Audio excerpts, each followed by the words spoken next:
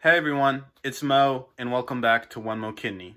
And today I'm going to be talking about my kidney transplant story slash journey and how my best friend Julian actually ended up being my kidney donor and was the one who gave me my second chance at life. So this journey of sorts starts about 3 months into when I was on dialysis, which I talked about in my last video. So this was when I was making the switch from hemodialysis to peritoneal dialysis is when me and my family started strongly considering transplant as the option we had to move forward with. And I don't know, maybe a lot of other people, new patients or people newly diagnosed with kidney failure and are on dialysis have experienced or are experiencing this, but I know my parents especially held out every ounce of hope they could that the kidneys would miraculously regain function and I could go off dialysis and can resume my life as normal, and like it was all a bad dream. But unfortunately, that didn't happen. And thankfully, we moved quickly onto the next best option, which was a live donor transplant. We chose a live donor transplant for numerous reasons. First off, the wait list for a cadaver kidney, I think nationally averages 3 years. And I'm still trying to finish school. I'm young. I'm trying to get forward with my life. I didn't want to be stuck to a machine for that long. While I'm trying to figure things out. So we quickly was like, we can't wait that long. Also, live donor kidneys, they have lesser chance of rejection. They last longer than cadaver kidneys.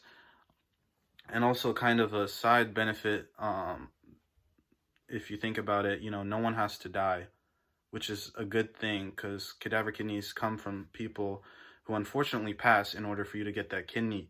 Instead, it's a healthy person who's giving you that gift of life, and you both can move forward with life in a healthy manner, which is good. So when we started thinking about this, we made a Facebook page, Kidney for Mo. We shared it to a bunch of people, and actually about 10 to 12 people ended up coming forward, getting tested, and were willing to be my potential donor. And one thing the hospitals do is they actually don't tell you who those people are. So I only knew I think 3 of them because they actually came forward and texted me about it and said they wanted to be my donor. And that's so humbling to think about. There are 8, 10 other people. I don't know how many countless other people even thought, that wanted to save my life. And it's just so crazy to think about. If you're one of them, just know I have a lot of love for you. And truly, I know you weren't my donors, but still, I can't thank you enough. Just the thought is more than enough, honestly. So what ended up happening was Julian and I, we were taking summer classes together. We were in all the same classes since we were in the same program.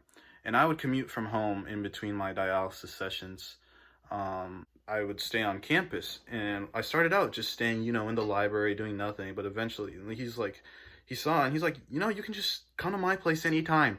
So I ended up hanging out with him, playing video games, grabbing lunch almost every day, and he would ask me how I'm doing. And honestly, it was rough. Dialysis is not fun, and he saw that. So yeah, he always made an effort to help in any way he could. And one day he ended up telling me, Muhammad, I want to get tested. I want to see. Wouldn't it be crazy if I become your donor? And we laughed about it. I'm like, yeah, dude, it would.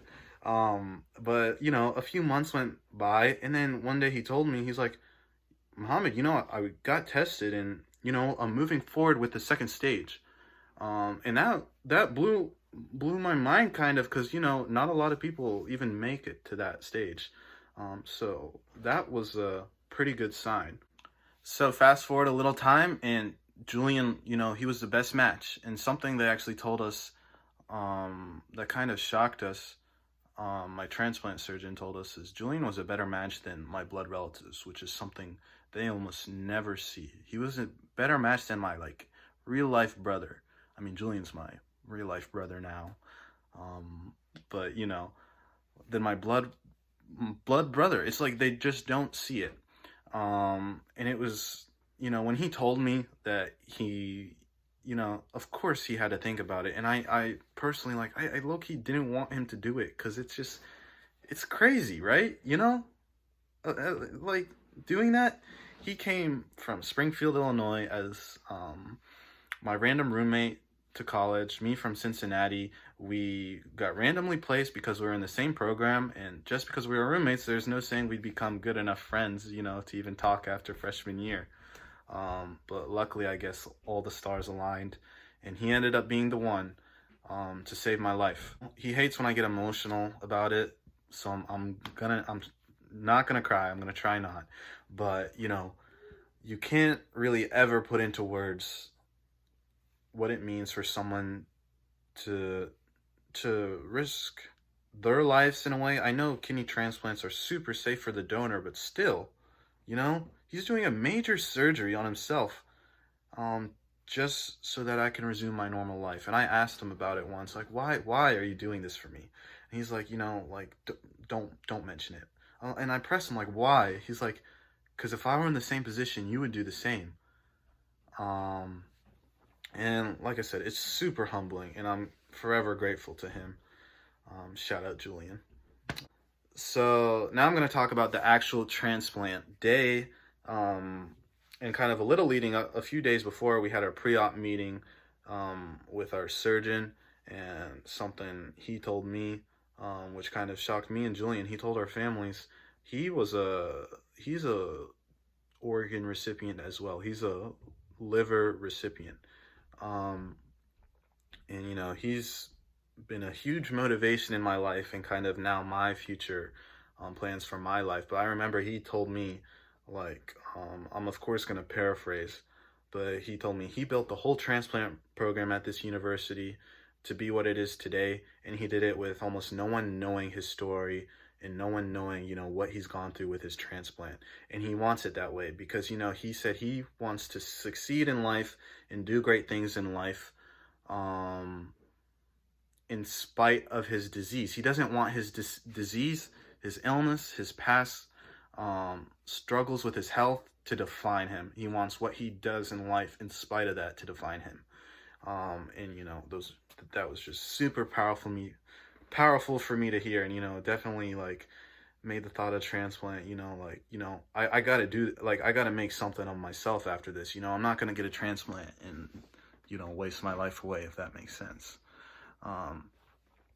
So transplant day came, and I actually had a noon transplant. Of course, it was delayed maybe an hour and a half. And I ended up getting out, I want to say around 5 to 7 p.m., waking up in the post-op room. I really can't tell you how I feel, because I was on a lot of drugs. So, I don't really know. But I can kind of explain it in video, because I was smart enough to take a few clips so I can have some memories. So here are the clips. Wow, your hair's nice. And you know, time for surgery. Hey. Just woke up. Hurts so bad. Front page, baby. Hey, Mom. You look beautiful today. You beautiful. You hands. Not me. I know. Hurting. Give him some of the main stuff I got. Got it. I click it and it gives me. Hey. I want. There we go. Dude, I love you so much. Hey, dude. I'm happy. I'm so happy though. Saved my life. Dude. So as you can see, I was super emotional after seeing Julian for the first time after the transplant.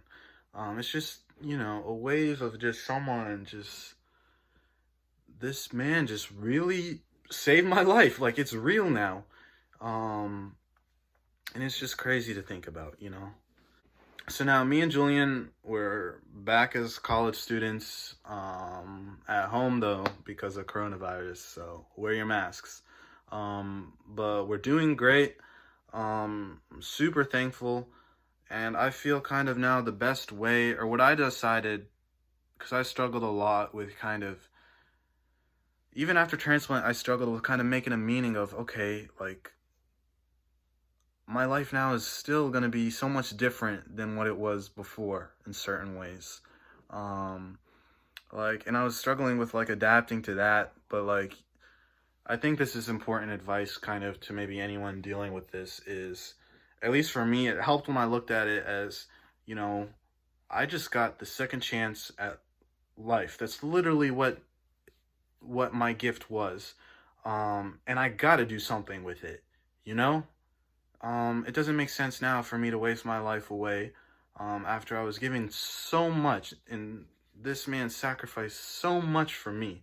And now I feel it kind of my duty because he shared so much with me. I want to share as much as I can with other people, and that's kind of playing a role now in kind of my major switch in college, and now what I'm hoping to do is my future career. But above all, I really am, I guess, inspired now to make a difference in the kidney community and help a lot of others, not even in the kidney community, around the world. I think it's opened my mind and thoughts up to thinking about a lot of injustices going on, healthcare disparities. We're seeing it now in the world. Um, there's a lot in the world that needs help and people to work towards those solutions. And if I have the chance to do so, I'm gonna make my mark. You know? What am I trying to say? I'm gonna do the best I can with this gift, because not everyone is so lucky. And with that, I could say a lot more, but I don't want to ramble. So, thanks for watching. If you made it this far, and peace.